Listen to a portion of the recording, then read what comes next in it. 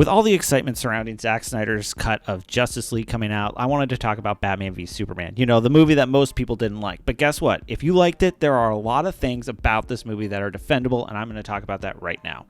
Welcome, fellow movie and film fans. My name is Greg, and on this channel, I defend all of your geeky and nerdy fandoms of different movies and TV shows. And today, I'm looking at Batman v Superman. I just rewatched this movie this morning, and one of the things I noticed that I didn't appreciate on the first time I saw it was how connected everything was. When I first saw it, I thought these scenes were all sort of like spliced together. There was no connectivity or through line throughout the whole thing. But upon second viewing, there is an actual plot that's actually pretty good, and it makes a lot of sense, especially when you look at character motivations and things like that. And I want to start off with Batman's motivation. And in the opening scenes, we see why Batman wants to be prepared to take out Superman. He sees the massive destruction, and he realizes that someone as powerful as Superman shouldn't be left unchecked. So that's one of the reasons that he decides to don the cape and cowl once again. And honestly, that's something that makes sense for the character of Batman coming out of retirement. It's also a nice little nod to The Dark Knight Returns by Frank Miller, and is one of the primary things that I actually do like about this movie, especially Ben Affleck's performance. I also want to talk a little bit about Lex Luthor's plan. His plan is so complex, it doesn't make any sense.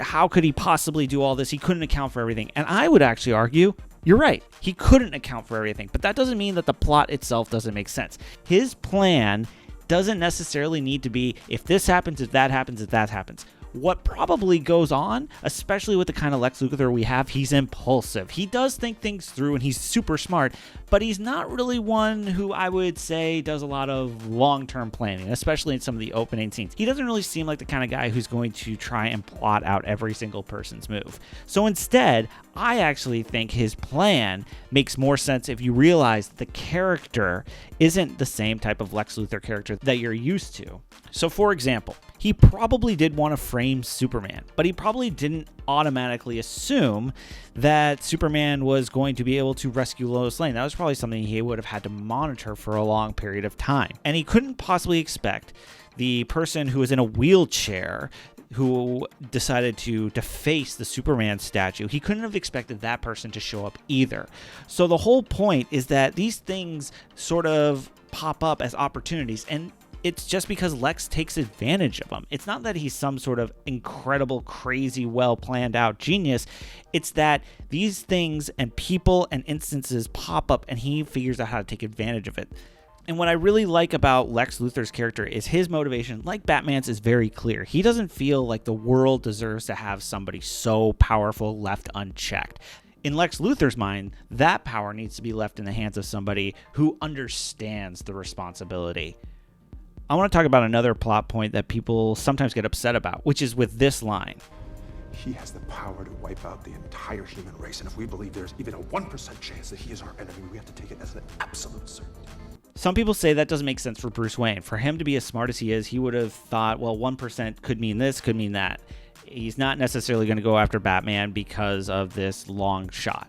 My argument is this is not the same type of Batman. It is a worn down, gritty Batman. Again, from The Dark Knight Returns, he's a lot more cynical, so he's not going to have as much faith in humanity or even the alien that Clark Kent is. He's not going to be as understanding as he once was. I know you all are waiting for this one little piece that you're about to throw right at me, and I'm going to get to that. Save Martha! I will get to that one moment. We're not there yet, but don't worry, it's coming. Wonder Woman's role in this movie and in the plot itself is also a high point for it, because she is after Lex Luthor because she wants to keep her identity a secret. Now, do we know what that is? No, not really. We'll probably find out more in the next Wonder Woman movie, but we obviously know she wants to be reclusive, and Lex has something of hers that she wants to take back. She doesn't want to do this in a loud, boisterous way. She wants to do it quietly. And I think her role in the film, interacting with Bruce Wayne and figuring out who he is and making all these connections and figuring out her role in the world, is quite engaging and one of the higher points of the movie. Okay, I'm going to get to that scene. We're there. Batman versus Superman. The fight finally happens. Superman can't get a word in because Batman doesn't allow him to, even though he's trying to. It's not that he is just stumbling along. He's actually trying to get the word out, but Batman keeps firing guns at him and kryptonite gas canisters at him that Superman can't get the words out. And then in his final moments, in the moments where he is about to get killed, he finally utters his mother's name. Save Martha!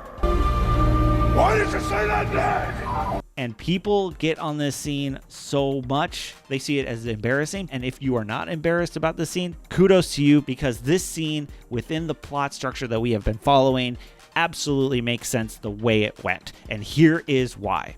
At the very beginning of the movie, we actually see Bruce Wayne's dad say Martha. This is obviously a sticking point because we are looking through that. That's not just a recall that we as the audience are seeing. We're actually seeing it from Bruce Wayne's point of view. This is the memory he has. Now, granted, it's not like he's going to say this all the time. It's not just Martha, the name, that is getting to him. It is when Superman, a god, who knows, maybe Superman can go back in time.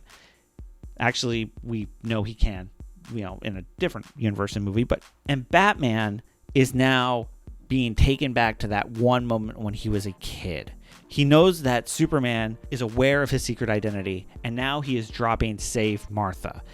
Batman is vulnerable to his parents' death. That is why he is Batman. That is his whole purpose of doing what he does. And the fact that this one alien who may have the power to actually save him, when he says, you have to be able to save Martha, again, Batman doesn't quite understand what to do with that information. So of course he is brought back to that childhood trauma, and he has to figure out, what does he mean? Why did he say that name? Now, we can go into whether this was acted well or executed well, but within the plot, this is a totally legitimate scene. So with all the faults with Batman v Superman, the plot and certain points of the plot, including the dreaded Martha scene, is not one of them. And Batman v Superman isn't the only movie that has been misunderstood. I have an entire playlist that defends different films throughout the year that you can check out right up here, and I will see you in the next video.